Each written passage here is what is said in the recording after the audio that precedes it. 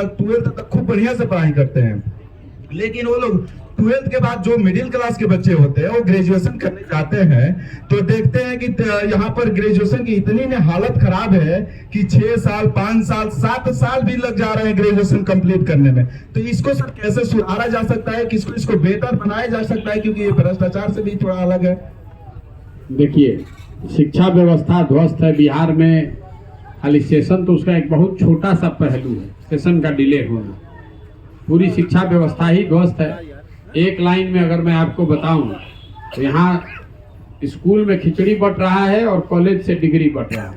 पढ़ाई तो दोनों में कहीं नहीं हो रहा। जिस कॉलेज के सेशन की आप बात कर रहे हैं तो कॉलेज में लड़का सब हमको बताता है कि भैया एडमिशन लेने जाइला, एडमिट कार्ड लेने जाते हैं, परीक्षा देके डिग्री लेने जाते हैं। जब क्लास हो ही नहीं रहा है तो 3 वर्ष में रिजल्ट आए चाहे 6 वर्ष में आए, डिग्री आपको मिल जाएगा, लेकिन आपकी योग्यता तो कुछ हुई नहीं। हम भी सरकारी स्कूल से पढ़े हैं बिहार में। हम हिंदी भी बोलते हैं, भोजपुरी में बतियाते बानी, फ्रेंच बोलते हैं, अंग्रेजी बोलते हैं।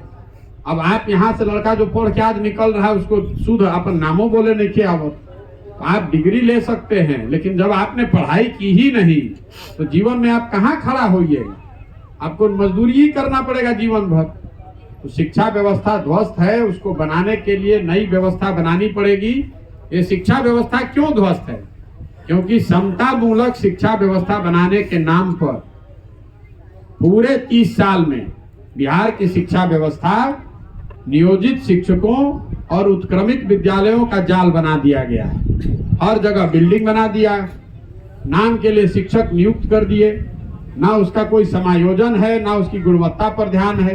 तो जहाँ बिल्डिंग बा वही टीचर नहीं खम, जहाँ टीचर बाना वही बिल्डिंग नहीं खे, जहाँ दोनों बा वही लड़के नहीं खम। ये दुर्दशा है। तो ये समता मूलक शिक्षा व्यवस्था बनाने की जो बात है, इसकी वजह से ये दुर्दशा हुई है। नया इसके लिए क्या करेंगे? इसमें लिखा हुआ है कि हम 10 साल का इसका योजना मतलब ब्लूप्रिंट बना कर जारी करेंगे। तो हम अभी उस पर बहुत चर्चा नहीं करना चाहते हैं, क्योंकि लोगों से सलाह मशवरा करने वाली बात फीकी पड़ जाएगी। जो हमारी सोच है वो तो हमारी सोच है, लेकिन ये जरूरी है कि अगर आप जैसा आदमी शिक्षा पर कुछ सुझाव दे रहा है तो आपकी सोच को भी उसमें शामिल किया जाए। लेकिन मोटे तौर पर एक आपको उदाहरण दे देते हैं। बिहार की शिक्षा व्यवस्था में स्कूली शिक्षा के लिए 40,000 करोड़ रुपया हर साल खर्च होता है, जो हम लोगों ने अभी अनुमान लगाया है।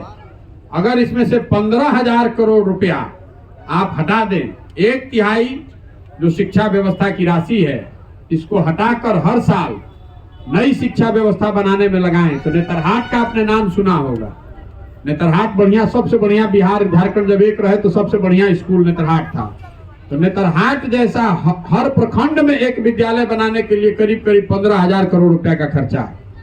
तो हम लोग की सोच ये है कि 1/3 जो राशि है शिक्षा का बजट का, वो पैसा नई शिक्षा व्यवस्था बनाने में लगे, ताकि नेतरहाट के स्तर के विश्व स्तरीय जो स्कूल हैं हर प्रखंड में हर साल एक बनाया जाए। तो 5 वर्ष में हर प्रखंड में कम से कम 5 को बन जाएगा। और बिहार के प्रखंडों का जब मैंने अध्ययन कराया तो कोई ऐसा प्रखंड नहीं है जिसमें 5 विद्यालय अगर ठीक जगह पर बना दिया जाए तो किसी भी बच्चे को 5 से 7 किलोमीटर से ज्यादा नहीं जाना पड़ेगा। और बसों का अगर नेटवर्क आप बना दें स्कूल बस का, तो बच्चों को घर से बस से वो जाएगा, पढ़ाई करके चला आएगा और उसको जाने में आधा घंटा से कम समय लगेगा। तो बजाय इसके कि हर गांव में स्कूल बनाया जाए, प्रखंड में 5 गो बढ़िया स्कूल अगर रहे और उस बस से बच्चों को वहां पहुंचाने की व्यवस्था कर दी जाए तो ज्यादा कम खर्चीला और बेहतर व्यवस्था है। बजाय इसके कि हर गांव में आप बनाइए और हर साल अगर आप 500 बनाते जाइएगा तो 10 वर्ष में 5,000 विद्यालय हो जाएगा। नीतीश कुमार 17 साल से मुख्यमंत्री हैं, अगर हर साल 500 बनाया होता तो 8500 हर पंचायत में वो नेतरहाट बन गया रहता। तो आपको एक सोच की एक झांकी दे रहे हैं कि किस तरह की योजना बनवा रहे हैं। बिल्कुल इसको किया जा सकता है। आप कॉलेज के स्टूडेंट हैं, कॉलेज में सबसे बड़ी दिक्कत का बा, लड़का पढ़े जाते नहीं को सब, कोई शिक्षक भी पढ़ाने नहीं आता है। तो बीच में बिहार सरकार ने सगुफा छोड़ा बायोमेट्रिक का, बायोमेट्रिक लगाने का। बायोमेट्रिक जो व्यवस्था है वो क्लोज्ड सर्किल के लिए है, मतलब ऐसा ऑफिस जिसमें आप घुस जाइए तो निकल नहीं सकते हैं, ताकि वो जब निकलिएगा तो बायोमेट्रिक में रिकॉर्ड हो जाएगा। लेकिन बिहार का जितना स्कूल कॉलेज है वो तो खुला में है, तो जाएगा मास्टर बायोमेट्रिक कार्ड लगा देगा और फिर बाहर बैठ के चरपाई लगा के सोएगा। आपको पता कैसे चलेगा? तो बेवकूफी वाला डिसीजन है, पैसा अलग लग जाएगा। इसके बजाय अगर क्लासरूम्स में बायोमेट्रिक लगा दिया जाए, जिसमें और बच्चों का सुनिश्चित कर दिया जाए कि 2/3 अटेंडेंस नहीं रहेगा तो आपको एग्जाम नहीं देने देंगे, तो सारा बच्चा क्लास में आएगा। और जब वो आएगा तो मास्टर साहब को मजबूरी हो जाएगी, नहीं आएगा तो लड़का मार के उनका सर फोड़ देगा। अगर एक क्लासरूम में 40 को बच्चा सुबह शाम तक बैठा हुआ है और मास्टर साहब अबे नहीं करेंगे, हंगामा होगा। तो आपको क्लासरूम में बायोमेट्रिक लगाना है ताकि बच्चों में ये शुरू हो कि उनको क्लास में जाना है। तो इस तरह के मैंने आपको कहा कि दुनिया भर के विशेषज्ञों से इन बातों का अध्ययन कराकर सोचा समझा एक प्रारूप बनाया जाएगा, और उस प्रारूप को भी ऐसा नहीं कि हम आए और घोषणा कर दिए, उसको भी आपके बीच में रखेंगे ताकि आप उसमें कुछ सलाह देना चाहते हैं, बेहतर बनाना चाहते हैं, उसमें सुझाव देना चाहते हैं तो आप दे पाएं। लेकिन एक योजना तो होना चाहिए। अरे आज नहीं 10 वर्ष में बनेगा, लेकिन 10 वर्ष का तो योजना बनना चाहिए। कितना दिन कहत रह जाए कि पंजाब में किसान बहुत धनी बा, बिहार के किसान भूखे मर रहा है। किसी को तो योजना बनाना पड़ेगा कि 10 वर्ष में हम लोग का किसान पंजाब से भी बेहतर हो जाएगा, तभी ना सुधरेगा। पंजाब में भी तो वहीं के लोगों ने ना बनाया है, उसको कोई अंग्रेज बना के गया था।